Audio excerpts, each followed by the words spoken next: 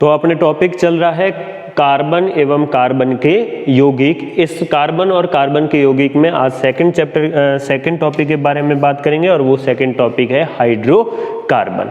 Hydrocarbon किसे कहा जाता है? तो हाइड्रोजन और कार्बन, देखो कार्बन है, इस कार्बन की टोटल संयोजकता होती है 4, यानी कि कार्बन है वो अपनी चारों की चारों संयोजकताएं हैं उसको संतुष्ट करना चाहता है। अब ये चारों के चारों संयोजकताएं किस टाइप से संतुष्ट कर सकता है? तो ये अन्य 4 परमाणुओं के साथ संयोजक बंध के द्वारा ये चारों संयोजकताओं को संतुष्ट करता है, चारों संयोजकता को पूरी करता है। या कह सकते हैं कि इस कार्बन है, इस कार्बन के 4 लड़कियां हैं और इन चारों की शादी करनी है, तो 4 अन्य परमाणुओं के साथ ये करेगा। किस प्रकार? यानी कि 4 अन्य परमाणुओं के साथ ये इस प्रकार हाइड्रोजन के साथ जुड़ सकता है, और 4 हाइड्रोजन के साथ अगर जुड़ रहा है तो ये कौन सा बंध हो गया? एकल बंध हो गया। या फिर ये द्विबंध द्वारा भी जुड़ सकता है, और द्विबंध द्वारा किसके साथ जुड़ सकता है? तो ये ऑक्सीजन के साथ 2 क्या बना दे? द्विबंध बना दे, यानी कि 2 लड़कियां हैं वो एक ऑक्सीजन के घर पर उनका ब्याह कर दे और इन 2 लड़कियों का दूसरे ऑक्सीजन के घर ब्याह कर दे, यानी कि इस तरह संबंध बना दे। इस प्रकार के संबंध को हम सहसंयोजक बंध कहेंगे। तो कार्बन है वो टोटल कितने सहसंयोजक बंध बनाता है? 4। एक कार्बन दूसरे कार्बन के साथ भी जुड़ सकता है, वो एकल बंध द्वारा जुड़ सकता है, या फिर वो द्विबंध द्वारा जुड़ सकता है, या फिर वो कार्बन दूसरे कार्बन के साथ त्रिबंध द्वारा जुड़ सकता है। एकल बंध, द्विबंध या फिर त्रिबंध। एक लाइन हो तो एकल बंध, 2 लाइन हो तो द्विबंध और 3 लाइन हो तो त्रिबंध। जब कार्बन दूसरे कार्बन के साथ एकल बंध द्वारा जुड़ा हुआ है तो बाकी इसकी कितनी संयोजकता फ्री है? तो इसकी टोटल 3 संयोजकताएं फ्री है। और इसी तरह इसकी भी कितनी संयोजकता फ्री है? तो 3 संयोजकताएं फ्री है। तो इन तीनों की तीनों संयोजकताएं हैं, इनको ये पूरा किस तरह करेगा? तो ये हाइड्रोजन के साथ जुड़ जाएगा, और हाइड्रोजन के साथ जुड़कर जो यौगिक बनाएगा उन यौगिकों को हम क्या कहेंगे? हाइड्रोकार्बन कहेंगे। ये लंबी श्रृंखलाओं वाले यौगिक होते हैं। तो हाइड्रोजन और कार्बन के लंबी श्रृंखला में जुड़कर बने पदार्थ है, उन पदार्थ को क्या कहा जाता है? हाइड्रोकार्बन कहा जाता है।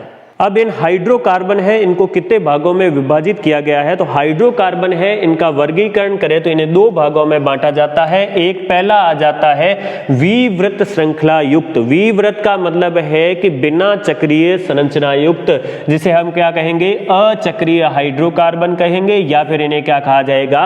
एलिफेटिक यौगिक कहा जाएगा। ऐसे हाइड्रोकार्बन जिसमें कार्बन की श्रृंखला चक्रीय नहीं होकर कैसी हो? ऐसे सीधी श्रृंखला हो, तब उसे क्या कहा जाएगा? तब उसे विवृत श्रृंखला युक्त या फिर अचक्रीय हाइड्रोकार्बन कहा जाएगा, या फिर इसे क्या कहा जाएगा? एलिफेटिक यौगिक कहा जाएगा।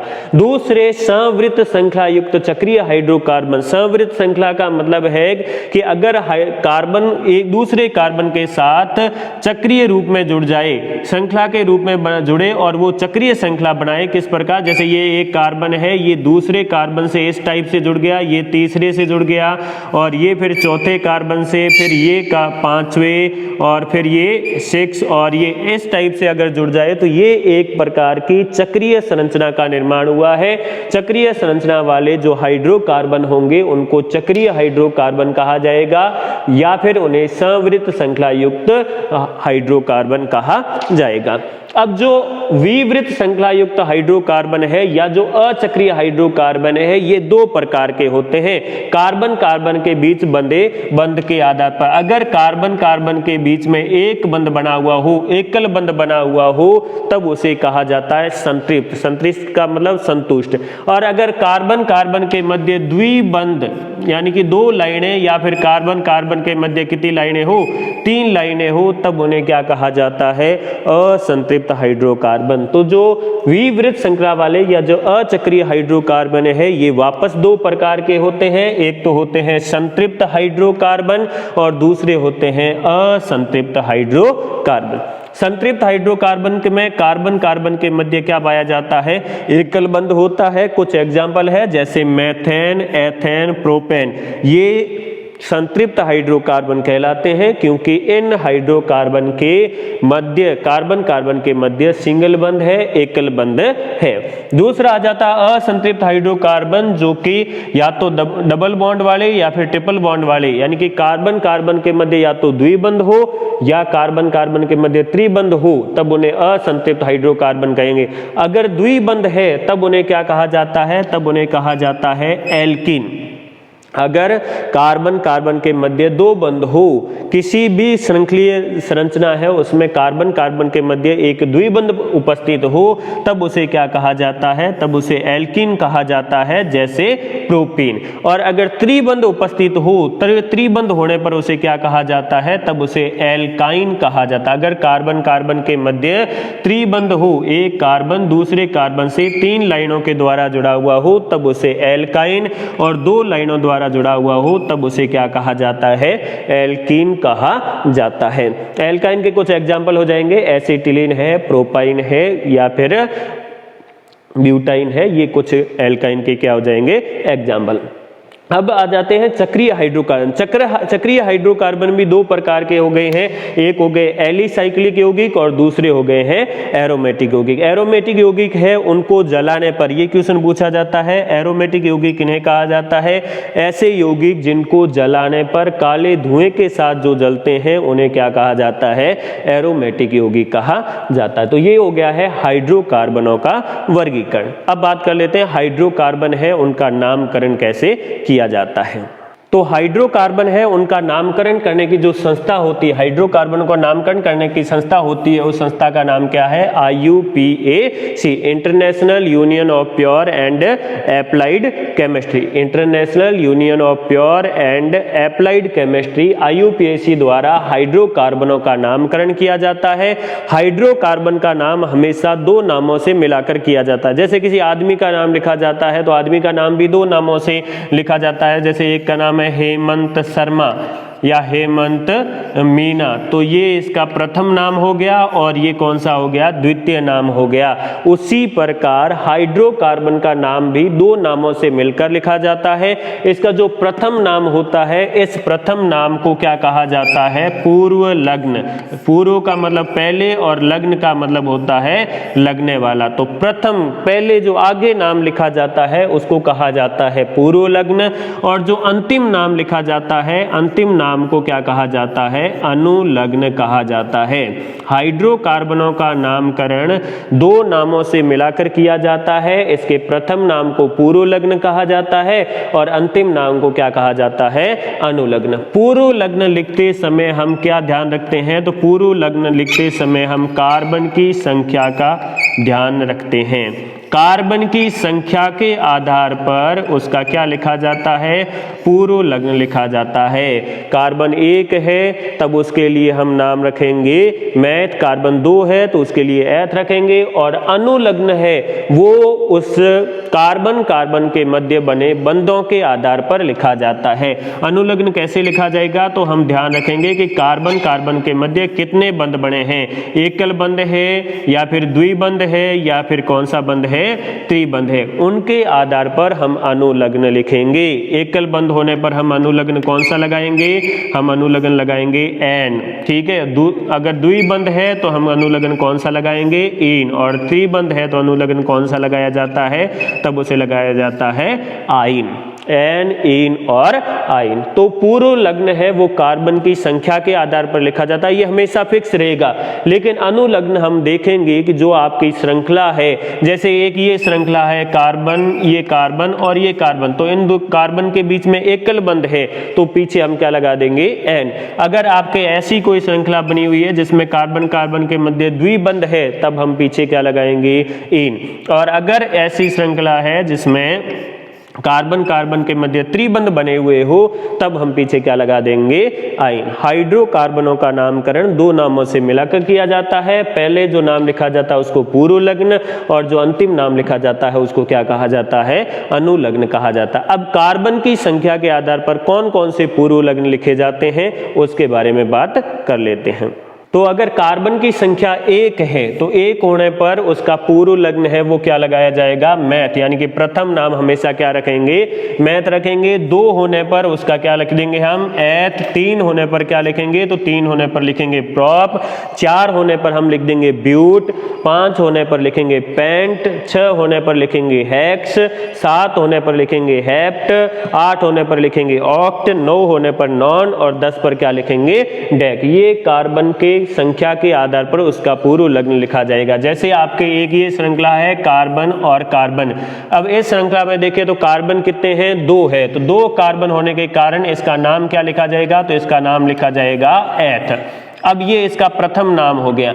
अब हम देखेंगे कि कार्बन कार्बन के मध्य बंध कितना है, कि साहब 1 है। 1 बंध होने पर इसके पीछे लगाया जाता है एन, तो एथ प्लस के एन, इसका नाम क्या हो जाएगा, तो इसका नाम हो जाएगा एथेन। एथ प्लस के एन क्या नाम हो जाएगा, एथेन हो जाएगा। उसी प्रकार अगर हम देखें कि ये कि कार्बन की श्रृंखला है, इस कार्बन की श्रृंखला में हम देखें तो इस कार्बन की श्रृंखला में एक द्विबंध है और कार्बन कितने हैं, तो साहब कार्बन है 4। 4 कार्बन होने पर प्रथम नाम क्या हो जाएगा, तो प्रथम नाम हो जाएगा ब्यूट। अब इसके अंदर का कितने द्विबंध है, तो साहब एक द्विबंध है और बाकी सारे एकल बंध है। तो द्विबंध होने के कारण इसका नाम हम अंतिम नाम क्या लिख देंगे, ईन। तो ब्यूट प्लस के ईन क्या बन जाएगा, ब्यूटीन बन जाएगा। ब्यूट प्लस के ईन क्या हो जाएगा, ब्यूटीन। तो प्रथम नाम हमेशा हम कार्बन की संख्या के आधार पर लिखते हैं। द्वितीय नाम कार्बन कार्बन के मध्य उपस्थित बंधों के नाम के आधार पर लिखा जाता है और कार्बन कार्बन के मध्य उपस्थित बंधों के आधार पर हाइड्रोकार्बन 2 प्रकार के होते हैं, जिसमें फर्स्ट आ जाता है संतृप्त हाइड्रोकार्बन। संतृप्त हाइड्रोकार्बन उन हाइड्रोकार्बन को कहा जाता है जिनमें कार्बन कार्बन के मध्य कितना बंध हो, एकल बंध हो। कार्बन कार्बन के मध्य अगर एकल बंध हो तब उसे क्या कहा जाता है, संतृप्त हाइड्रोकार्बन कहा जाता है। संतृप्त हाइड्रोकार्बन का सामान्य नाम क्या है, तो संतृप्त हाइड्रोकार्बन को एल्केन कहा जाता है। यानी कि जिन हाइड्रोकार्बनों की श्रृंखला में एकल बंध उपस्थित हो, कार्बन कार्बन के मध्य एकल बंध उपस्थित हो, उन्हें क्या कहा जाता है, उन्हें एल्केन कहा जाता है। और फिर पूछा जाता है एल्केन का सामान्य रासायनिक सूत्र क्या होता है, तो एल्केन का सामान्य रासायनिक सूत्र होता है CnH2n+K2, जिसका मतलब है कि यहां पर कार्बन की जितनी संख्या होगी हाइड्रोजन की संख्या उसके दुगुने से कितनी ज्यादा होगी, 2। जैसे कार्बन की संख्या आपके 3 है तो हाइड्रोजन की संख्या 3 का दुगुना करेंगे, 6 प्लस के कितना हो जाएगा, 2, यानी कि C3 और H8। ये इसका क्या हो जाएगा, सूत्र हो जाएगा। तो जो एल्केन होते हैं उनका सामान्य रासायनिक सूत्र होता है CnH2n+K2।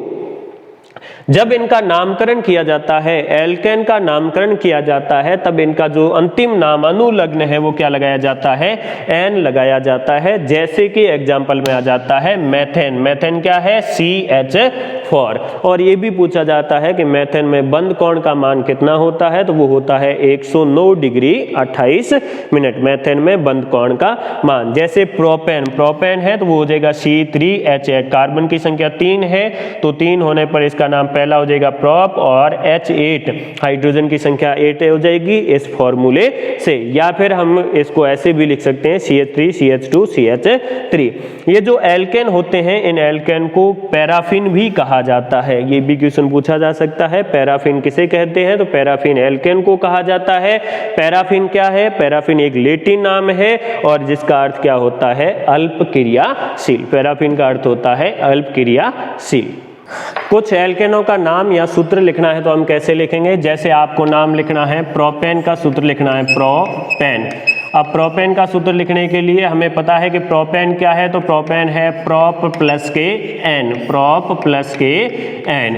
प्रोप का मतलब है कि कार्बन की संख्या कितनी है, यहाँ पर 3, और एन का मतलब है कि कार्बन कार्बन के मध्य कितना बंध है, एकल बंध है। तो जब इसका फॉर्मूला लिखना हमें, तो फॉर्मूला लिखने के लिए इसका सामान्य रासायनिक सूत्र होता है CnH2 2n प्लस के कितना होता है 2। तो कार्बन की संख्या यहाँ पर कितनी होगी 3 होगी, तो कार्बन हम लिख देंगे 3 और फिर यहाँ पर हाइड्रोजन की संख्या इसके दुगुने से, कार्बन की संख्या के दुगुने से 2 ज्यादा होगी, यानी कि 3 का दुगुना 6, 6 से 2 ज्यादा कितनी हो जाएगी 8। तो ये किसका फॉर्मूला हो जाएगा प्रोपेन का। अगर प्रोपेन को इस तरह नहीं लिखना चाहते तो दूसरी तरह भी लिख सकते हैं। कार्बन की संख्या 3 है तो प्रत्येक कार्बन के मध्य कितना बंध है, एकल बंध है। क्यों? क्योंकि ये एल्केन है तो प्रत्येक कार्बन के मध्य कितना बंध हो जाएगा, एकल बंध हो जाएगा।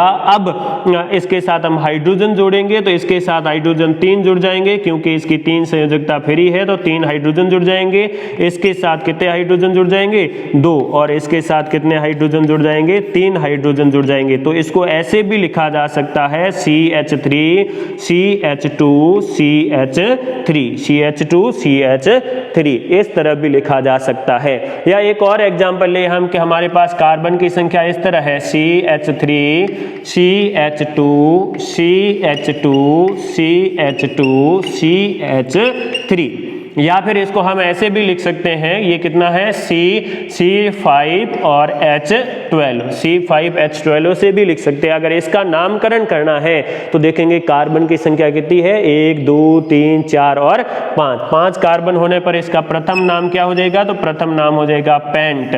और प्लस के सभी कार्बनों के मध्य एकल बंध है और एकल बंध होने पर इसका द्वितीय नाम हो जाएगा N, अनुलग्न क्या हो जाएगा N। तो पेंट प्लस के N क्या बन जाएगा पेंटेन। तो इस तरह हम एल्केनों का क्या कर देंगे, नामकरण कर देंगे। अब दूसरे आ जाते हैं असंतृप्त हाइड्रोकार्बन। असंतृप्त हाइड्रोकार्बन किन्हें कहा जाता है, ऐसे हाइड्रोकार्बन जिनमें या तो कार्बन कार्बन के मध्य द्विबंध हो, 2 लाइनें हो, या कार्बन कार्बन के मध्य कितनी लाइनें हो 3 लाइनें हो, उन्हें क्या कहा जाता है, असंतृप्त हाइड्रोकार्बन कहा जाता है। और असंतृप्त हाइड्रोकार्बन भी 2 प्रकार के होते हैं, जिसमें पहला आ जाता है एल्कीन। एल्कीन किसे कहा जाता है, वे हाइड्रोकार्बन जिसमें कार्बन की जो श्रृंखला है इसमें कम से कम 2 कार्बन के मध्य अगर एक द्विबंध उपस्थित हो तब उसे क्या कहा जाता है, एल्कीन कहा जाता है। एल्कीन का मतलब है कि कार्बन कार्बन के मध्य द्विबंध उपस्थित होना चाहिए। इन एल्कीन का सामान्य सूत्र क्या होता है, तो एल्कीन का सामान्य सूत्र होता है CnH2n। कार्बन की जितनी संख्या होती है हाइड्रोजन की संख्या जस्ट उनकी दुगुनी होती है, यानी कि कार्बन अगर 2 है तो हाइड्रोजन की संख्या कितनी हो जाएगी, तो हाइड्रोजन की संख्या 4 हो जाएगी। कार्बन की संख्या अगर 3 है तो हाइड्रोजन की संख्या कितनी हो जाएगी, 6 हो जाएगी। हाइड्रोजन की संख्या जस्ट उनकी क्या होती है, दुगुनी होती है। तो इनका सामान्य रासायनिक सूत्र क्या हो जाएगा, CnH2n हो जाएगा।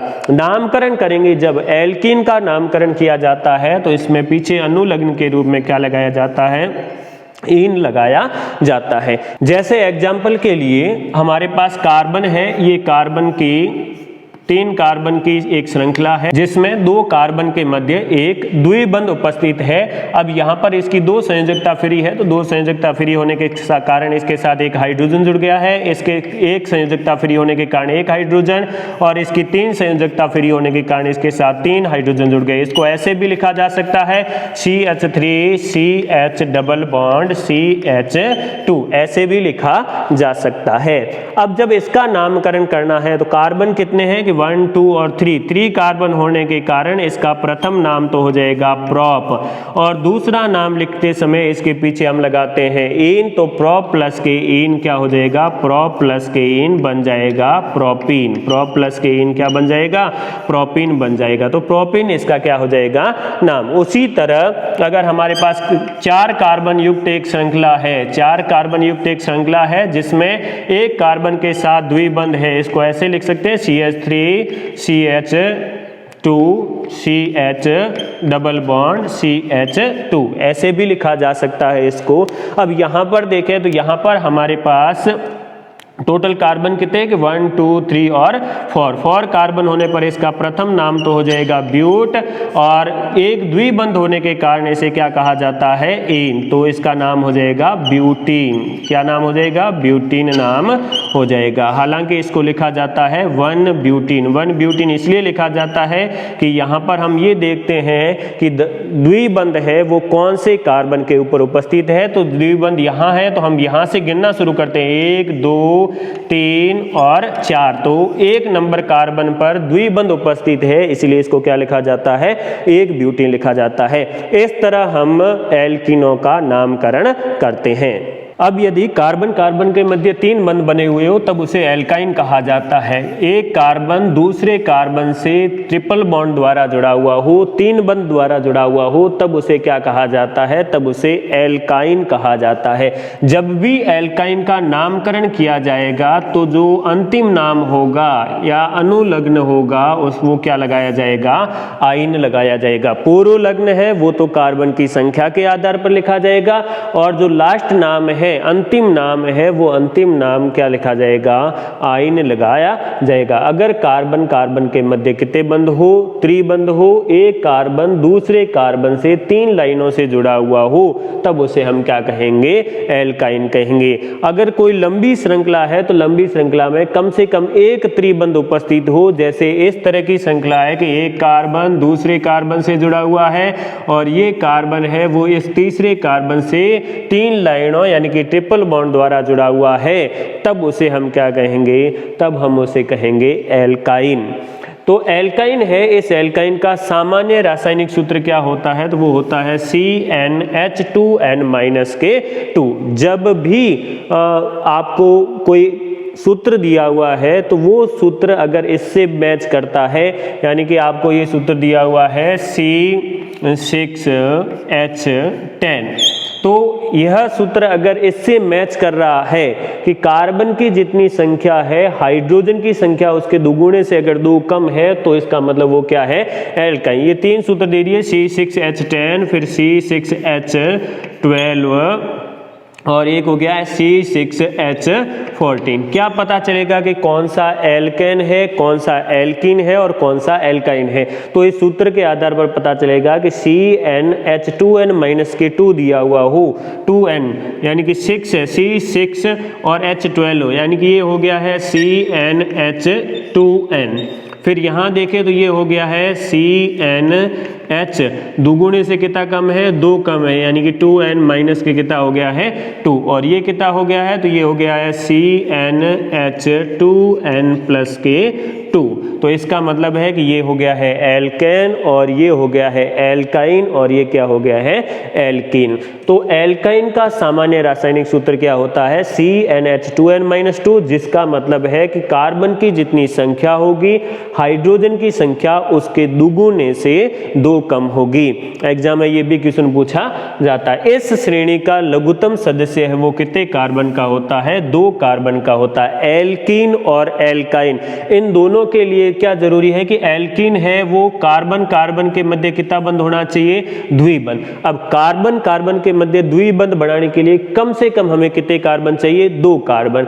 और यहां पर भी कहते हैं कि कार्बन कार्बन के मध्य कितना बंध होना चाहिए, त्रिबंध। अब त्रिबंध बनाने के लिए भी कम से कम कितने कार्बन चाहिए, 2 कार्बन चाहिए। तो हम कहेंगे कि कार्बन कार्बन के मध्य एकल द्विबंध या फिर कार्बन कार्बन के मध्य त्रिबंध बनाने के लिए हमें कम से कम कितने कार्बन की जरूरत होती है, 2। इसीलिए इस श्रेणी का जो सबसे लघुत्तम सदस्य है वो कितने कार्बन का होगा, 2 कार्बन का होता है। और नामकरण करते समय हम अनुलग्न क्या लगाएंगे, तो अनुलग्न है वो आइन लगाएंगे। ये एथाइन गलत लगाया लिखा हुआ है, अनुलग्न हम क्या लगाएंगे, तो अनुलग्न लगाएंगे आइन। जैसे एग्जाम्पल के लिए ये हो जाएगा एथाइन। एथाइन किसे कहेंगे, 2 कार्बन है C2 और H2, C2 CnH2n-2 है, तो C2H2 2 कार्बन है। 2 कार्बन होने पर इसका प्रथम नाम है वो प्रथम नाम इसका क्या हो जाएगा, तो प्रथम नाम हो जाएगा एथ, और पीछे हम क्या लगा देंगे, कार्बन कार्बन के मध्य कितने बंध है, त्रिबंध होने के कारण हम लगा देंगे आइन। तो एथ प्लस के आइन, एथ प्लस के आइन, और एथ प्लस के आइन क्या हो जाएगा, तो एथ प्लस के आइन हो जाएगा एथाइन। इसी तरह यहां पर हो जाएगा प्रोपाइन। प्रोपाइन किसे कहेंगे, 3 कार्बन है तो हो जाएगा पहला नाम प्रोप, और कार्बन कार्बन के मध्य त्रिबंध या फिर ये फॉर्मूला अगर इससे संतुष्ट हो रहा है तब हम पीछे लगा देंगे आइन, तो नाम हो गया प्रोपाइन। जो इस एल्काइन है, इस एल्काइन श्रेणी का प्रथम सदस्य कौन सा है, तो प्रथम है एसिटिलीन या फिर इसे क्या कहेंगे एथाइन। दो कार्बन युक्त ये है C2H2 या CH ट्रिपल बॉन्ड CH, दो कार्बन युक्त एसिटिलीन या एथाइन है, ये एल्काइन श्रेणी का प्रथम सदस्य है। और एसिटिलीन का प्रयोग है वो कहाँ किया जाता है, तो वेल्डिंग करने के लिए, ये गैस के रूप में पाया जाता है और इसका प्रयोग है वो वेल्डिंग करने के लिए किया जाता है। तो हमने पहले बात की है कि कार्बन कार्बन के मध्य बने बंधों के आधार पर हाइड्रोकार्बन दो प्रकार के होते हैं, एक तो होते हैं संतृप्त हाइड्रोकार्बन और एक होते हैं असंतृप्त हाइड्रोकार्बन, वो भी कार्बन कार्बन के मध्य बने बंधों के आधार पर। हम इसको इस तरह समझ सकते हैं कि ये एक कार्बन है तो इस एक कार्बन की 4 लड़कियां हैं और इन 4 लड़कियों को इसको ब्याह करवाना है, इसकी शादी करवानी है। तो ये कैसे करवा सकता है, तो ये चारों लड़कियों को अलग अलग लड़कों से, यानी कि अलग अलग घर में लड़के हैं उनसे ये उनकी शादी करवा दे, या फिर ये क्या कर सकता है, इस कार्बन के पास है वो 4 लड़कियां हैं और इस कार्बन के पास 4 लड़के हैं, तो ये क्या करें कि ये अपनी 2 लड़कियां हैं वो यहाँ ब्याह करवा दे, बाकी बची 2 लड़कियां हैं वो ये हाइड्रोजन के साथ ब्याह करवा दे, ये भी हाइड्रोजन के साथ, और ये क्या करे अपने लड़के हैं वो उनका शादी है वो किसके साथ करवा दे, हाइड्रोजन के साथ करवा दे। लेकिन 2 लड़कियां हैं वो एक ही घर यहां पर शादी करवाई गई है। और अगला देखें तो अगला है ये कार्बन है, इस कार्बन के भी 4 लड़कियां हैं और इस कार्बन के 4 लड़के हैं, तो ये क्या करे कि 3 लड़कियों को एक घर पर दे दे और बाकी बचा हुआ है उसका ब्याह है वो क्या करवा दे, हाइड्रोजन से, और ये एक लड़का बचा हुआ उसका ब्याह किससे करवा दे, हाइड्रोजन से। अब हम 3 कंडीशन देखें तो पहली कंडीशन में सभी लड़कियों का ब्याह है वो अलग अलग घर हो रखा है, तो ये कार्बन संतुष्ट रहेगा, खुश रहेगा कि अपनी लड़कियां हैं वो अपने अपने घरों में क्या रहेगी, खुश रहेगी, कोई चिंता नहीं है, तो इसका मतलब ये कैसा है, संतृप्त। यहां पर देखें तो इस कार्बन में 2 लड़कियां हैं वो एक ही घर में दी हुई है, तब इसको हमेशा क्या रहेगी, चिंता रहेगी कि ये दोनों की दोनों लड़कियां हैं वो एक घर में निभ पाएगी कि नहीं पाएगी, हो सकता है आपस में लड़ाई कर ले और घर बिखर जाए, क्या पता। यानी कि ये कार्बन है वो असंतुष्ट रहता है, अर्थात ये असंतृप्त रहेगा। और यहाँ तो और भी कबाड़ा हो रखा है कि एक कार्बन है उसने अपनी 3 लड़कियां हैं वो दूसरे घर पर दे रखी है, तो ये तो ज्यादा चिंता में रहेगा कि 2 है वो एक साथ खटनी बड़ी मुश्किल है, तो ये 3 एक साथ कैसे रह पाएगी, लड़ बिखर जाएगी, तो ये भी कैसा रहेगा, असंतुष्ट रहेगा, असंतृप्त रहेगा। हाइड्रोकार्बन कितने टाइप के हो गए, 2 टाइप के, एक तो अगर कार्बन कार्बन के मध्य एकल बंध बना हुआ हो तब तो उसे संतृप्त हाइड्रोकार्बन कहेंगे, और कार्बन कार्बन के मध्य अगर द्विबंध या त्रिबंध हो तब उसे क्या कहेंगे, असंतृप्त हाइड्रोकार्बन कहेंगे। असंतृप्त हाइड्रोकार्बन है वो स्थायी नहीं होते, जैसे अब ये 2 लड़कियां एक घर पे दी हुई है तो पता है कि ये 2 लड़कियां एक घर पर संतुष्ट होगी कि नहीं होगी, तो कभी भी इनका घर टूट सकता है, कभी भी इनका, यानी कि ये है वो अस्थायी होते हैं, जबकि संतृप्त हाइड्रोकार्बन है वो ज्यादा स्थायी होते हैं। तो अब हम क्या कर सकते हैं कि ये तो कैसा हाइड्रोकार्बन है, ये संतृप्त हाइड्रोकार्बन हो जाएगा और ये असंतृप्त है और ये असंतृप्त है। यहाँ पर घर अगर इनका तोड़ना है तो हम क्या करेंगे, इनके साथ है वो ऐड कर देंगे एक हाइड्रोजन को, छैल छबीले छोरे को, और छैल छबीला छोरा क्या करेगा, इस छोरी को है वो भगा के लेके चला जाएगा। और इधर हम क्या कर देंगे, तो इधर हम है वो 2 छैल छबीले छोरों को और ऐड कर देंगे, और 2 छैल छबीले छोरों को और ऐड करते ही ये क्या हो जाएंगे, दोनों के दोनों बंध है वो टूट जाएंगे, ये दोनों सारियां टूट जाएगी और ये किनके साथ बंध बना देंगे, इनके साथ बंध है वो बना लेंगे। अर्थात हम क्या कर सकते हैं, असंतृप्त हाइड्रोकार्बन को किसमें कन्वर्ट कर सकते हैं, संतृप्त हाइड्रोकार्बन में, और ये अभिक्रिया है, इस अभिक्रिया को क्या कहा जाता है, संकलन अभिक्रिया कहा जाता है। और जो संतृप्त हाइड्रोकार्बन है उसके उदाहरण क्या है, तो संतृप्त हाइड्रोकार्बन के उदाहरण है घी, और असंतृप्त हाइड्रोकार्बन के उदाहरण क्या है, तेल। तो तेल से घी बनाने की जो प्रक्रिया होती है, तेल से क्या बनाना, घी बनाने की जो प्रक्रिया होती है वो प्रक्रिया क्या कहलाती है, संकलन अभिक्रिया या फिर इसे हाइड्रोजनीकरण भी कहा जाता है। हाइड्रोजनीकरण क्यों कहा जाता है? क्योंकि इसमें हाइड्रोजनों का क्या किया जाता है? योग किया जाता है, हाइड्रोजन को साथ में जोड़ा जाता है। और इसके लिए हमें क्या चाहिए? तो हमें चाहिए निकल और पैलेडियम उत्प्रेरक। दो उत्प्रेरक की जरूरत होगी, एक तो निकल और दूसरा किसकी जरूरत होगी? पैलेडियम उत्प्रेरक की जरूरत होगी। उत्प्रेरक वे पदार्थ होते हैं जो किसी रासायनिक अभिक्रिया में खुद तो कुछ नहीं करते, लेकिन रासायनिक अभिक्रिया है उसको या तो बढ़ा देते हैं या फिर क्या कर देते हैं? कम कर देते हैं। खुद तो मस्त रहते हैं लेकिन वो क्या करते हैं? दूसरों के है वो अंगुली करके छोड़ देते हैं। दूसरे हैं या तो भागने लग जाते हैं या पूरी तरह से बैठ जाते हैं। तो अभिक्रिया की गति को या तो बढ़ाते हैं या कम करते हैं, वो उत्प्रेरक कहलाते हैं। यहां पर हम किसका प्रयोग करेंगे? निकल अथवा पैलेडियम उत्प्रेरक का। और इस उत्प्रेरक की उपस्थिति में असंतृप्त हाइड्रोकार्बन है, उसमें हाइड्रोजन जोड़कर हम क्या बनाते हैं? संतृप्त हाइड्रोकार्बन, जिसको संकलन अभिक्रिया या हाइड्रोजनीकरण कहते हैं। यहां कार्बन कार्बन के मध्य द्विबंध है, इसका मतलब है कि ये असंतृप्त हाइड्रोकार्बन है। इसके साथ हम निकल उत्प्रेरक की उपस्थिति में हाइड्रोजन प्रवाहित करेंगे तो इसके बीच का जो डबल बॉन्ड था वो डबल बॉन्ड टूट गया है और टूटते ही सिंगल बॉन्ड बन गया है, एकल बंध बन गया है। और एकल बंध बनते ही ये कौन सा हाइड्रोकार्बन हो गया है? संतृप्त हाइड्रोकार्बन हो गया है। तो जो वनस्पति तेल है वो कैसे होते हैं? असंतृप्त हाइड्रोकार्बन होते हैं। निकल उत्प्रेरक की उपस्थिति में हाइड्रोजनीकरण अभिक्रिया द्वारा इसको किस में बदला जा सकता है? वनस्पति घी में। और वनस्पति घी क्या होता है? संतृप्त हाइड्रोकार्बन। संतृप्त हाइड्रोकार्बन अपने स्वास्थ्य के लिए हानिकारक होते हैं, असंतृप्त हाइड्रोकार्बन कम हानिकारक होते हैं। तो कुल मिला के हम ये कह सकते हैं कि तेल है वो घी से अपने शरीर के लिए कम हानिकारक है।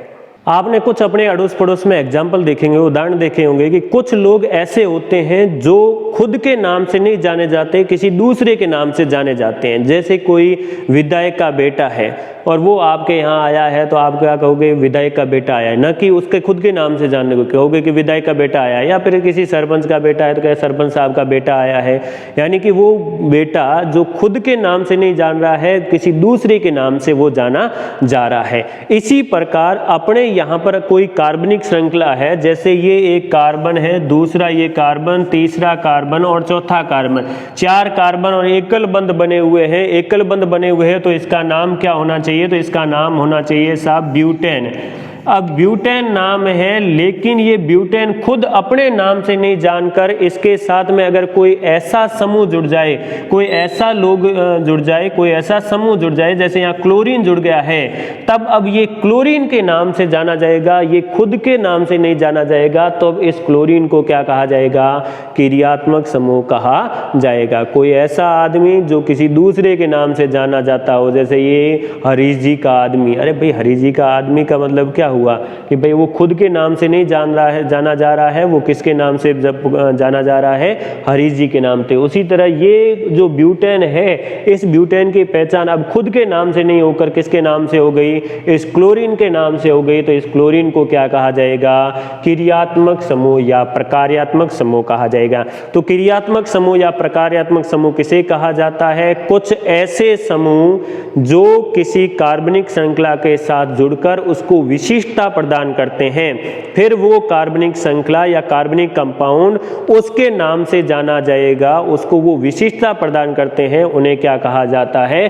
क्रियात्मक समूह कहा जाता है। तो जब हाइड्रोकार्बन श्रृंखला में विषम परमाणु किसी समूह रूप में इस प्रकार उपस्थित हो, जो यौगिक को क्या देते हो? विशिष्टता प्रदान करते हो, विशिष्ट गुण प्रदान करते हो, उसे क्या कहा जाता है? क्रियात्मक समूह कहा जाता है। और क्रियात्मक समूह द्वारा दिए गए विशिष्ट गुण कार्बन श्रृंखला की लंबाई और प्रकृति पर निर्भर नहीं होते। यानी कि कार्बन श्रृंखला कितनी लंबाई है, उसकी लंबाई कितनी है और उसकी प्रकृति कैसी है, कोई फर्क नहीं पड़ता। वो फर्क डायरेक्ट किसके ऊपर पड़ता है? उसके साथ जुड़ा हुआ कौन है, उसके ऊपर हाथ किसका है। अमित शाह जी का हाथ है या मोदी जी का हाथ है, तो मोदी जी का हाथ है तो मोदी जी के नाम से जाना जाएगा। वो खुद कितने पैसे वाला है, कोई फर्क नहीं पड़ता।